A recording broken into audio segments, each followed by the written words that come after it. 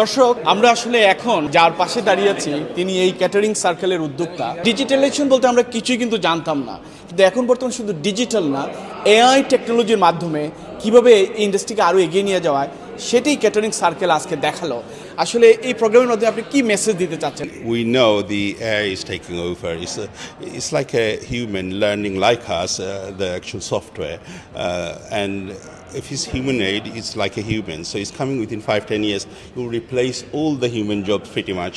So it's important we get that technology to make use of, all the latest savings. For example, if you can a chef can work 24/7 without cost. So AI is the future, is coming, and we are highlighting that. And there's so many different AI, different types. We've shown today digital waiter. We've seen humanoid robot doing dancing and creating gimmicks. So there will be so many different type of AI we'll be promoting over the time. এখন অনেক রেস্টুরেন্টের 200টা dish আছে মেনুতে। আপনি 10 বছরে কি পরিবর্তন দেখেছেন তাদের মধ্যে? The problem is, as I said, today's solution is bringing the younger generation in. When they come, they do a research. They'll say, this is not about 200 showing off menus. What customer wants? Customer only wants 6 or 10 dishes.